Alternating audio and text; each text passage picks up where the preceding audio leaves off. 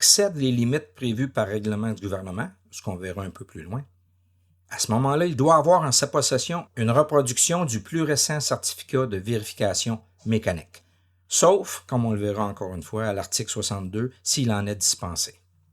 Voici justement l'article 62, qui dit qu'un chauffeur qualifié n'est pas tenu d'avoir en sa possession un document prévu par les dispositions qu'on vient de discuter, lorsque ces documents-là sont disponibles aux personnes agissant comme inspecteurs ou enquêteurs pour l'application de la présente loi. Donc, le contrat du propriétaire qui vous autorise à utiliser son automobile, ou bien le certificat de vérification mécanique, s'ils peuvent être disponibles aux enquêteurs. Autrement dit, il appelle la compagnie ou le répartiteur qui, lui, va pouvoir leur faire parvenir, de façon électronique par exemple, rapidement ces documents-là. Dans ce cas-là, vous n'avez pas à les avoir en votre possession. Prêtez bien attention à l'article 58 qui est très important. Un chauffeur qualifié ne peut, pour offrir du transport rémunéré de personnes, utiliser un automobile qualifié dans les cas suivants. Lorsque la carrosserie ou son habitacle est malpropre, ou lorsqu'il constate qu'elle présente une défectuosité ou que les équipements qui y sont ajoutés, notamment le dispositif de géolocalisation en temps réel, le taximètre s'il en était équipé et le lanternon, le cas échéant, sont défectueux.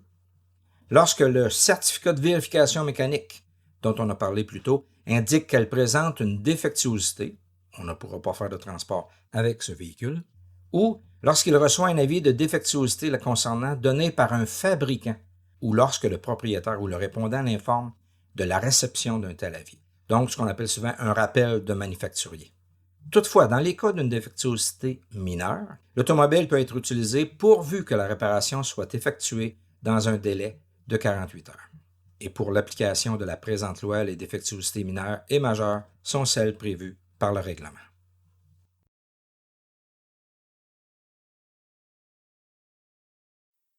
Automobile taxi. Une automobile qualifiée se définit comme taxi lorsqu'elle est munie d'un lanternon ainsi que d'un taximètre lorsque le territoire où le taxi est en service n'est pas exempté de cette deuxième exigence par la Commission des transports du Québec. Le statut de taxi comporte certains privilèges exclusifs, comme les courses ailées sur rue, par exemple, mais vient aussi avec des obligations. Le propriétaire d'un taxi doit l'équiper d'un lanternon dont les caractéristiques sont prévues par le règlement du gouvernement. Ces caractéristiques, on les retrouve à l'article 82 du règlement, qui mentionne le lanternon dont est équipé un taxi doit, premièrement, être solidement fixé sur le toit de l'automobile, de façon aussi à être visible. Il doit être fabriqué de matière translucide, donc qui laisse passer la lumière au travers. Il doit être muni d'un dispositif interne d'éclairage et il doit permettre de reconnaître un taxi en service. Et le mot taxi n'a pas besoin d'apparaître, mais oui, il pourrait apparaître sur le lanternon ou ça pourrait être le nom de la compagnie, par exemple, afin de faciliter l'identification de l'automobile par les clients qui veulent héler une course. Prenez note qu'aucune autre automobile ne peut être équipée d'un lanternon. De plus, l'article 80 mentionne qu'une automobile doit être équipée d'un taximètre pour pouvoir être présentée comme un taxi. Sachez cependant qu'il y a plus de 125 agglomérations où les services de taxi sont dispensés de cette obligation d'avoir un taximètre. Et vous pouvez consulter la liste complète de ces agglomérations sur le site de la Commission des transports du Québec en cliquant sur le lien suivant.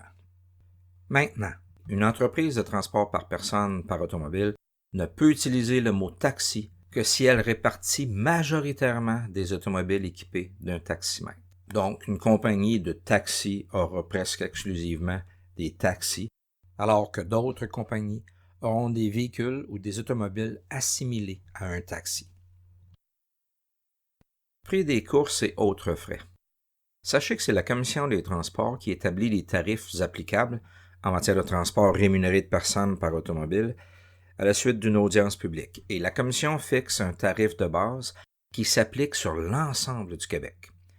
Elle peut également fixer des tarifs particuliers qui peuvent varier selon les territoires de desserte qu'elle détermine, selon la nature du transport concerné ou selon le jour ou la période du jour au cours duquel le transport est offert. Et ces tarifs seront calculés selon l'un des modes suivants. par taximètre.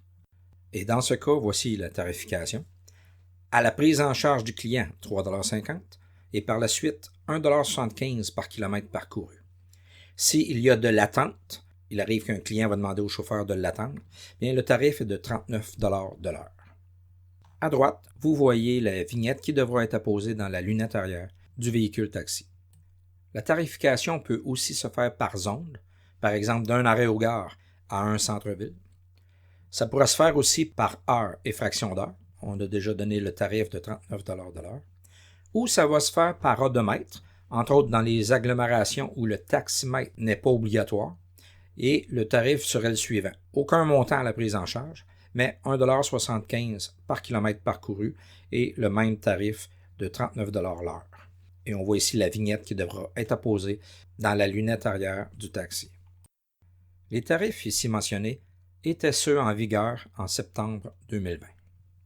La tarification dynamique. La tarification dynamique est le calcul du prix d'une course fait autrement qu'en fonction des tarifs qu'on vient de voir, les tarifs établis par la CTQ. Cette tarification est possible seulement si la demande de course est faite par un moyen technologique qui ne nécessite pas l'intervention d'une personne physique et qui permet au client d'en connaître par écrit le prix maximal et d'y consentir avant que le chauffeur qualifié ne soit informé de la demande.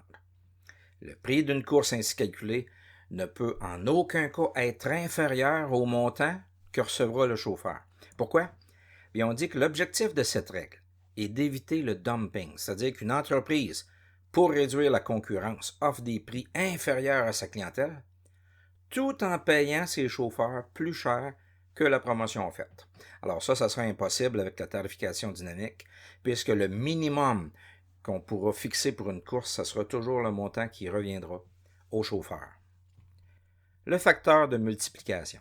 Dans certaines circonstances, la tarification dynamique pourra excéder le prix obtenu en appliquant l'un des tarifs déterminés par le ministre parmi ceux fixés par la CTQ et multiplié par 1,5. Par exemple, cette limitation sera applicable lors d'une perturbation importante de la circulation ou du transport en commun. Ce sera des circonstances complètement exceptionnelles, par exemple une panne majeure de longue durée du métro de Montréal ou un événement météorologique hors du normal, etc. Sinon, c'est l'offre et la demande qui va ajuster la tarification dynamique. Dans de rares cas, le prix d'une course peut être convenu avec un client même s'il diffère des tarifs établis de la commission. Et pour cela, bien, les deux parties doivent conclure un contrat écrit dont une reproduction est conservée à bord de l'automobile ou à l'établissement soit du propriétaire de l'automobile, soit du répartiteur. De plus, les parties doivent respecter les conditions concernant la conclusion d'un tel contrat prévu par règlement de la commission. Alors, ça pourrait être par exemple avec un client, à chaque semaine ou à chaque mois, vous faites un trajet particulier avec lui, peut-être assez long même, et vous concluez un contrat au niveau du tarif.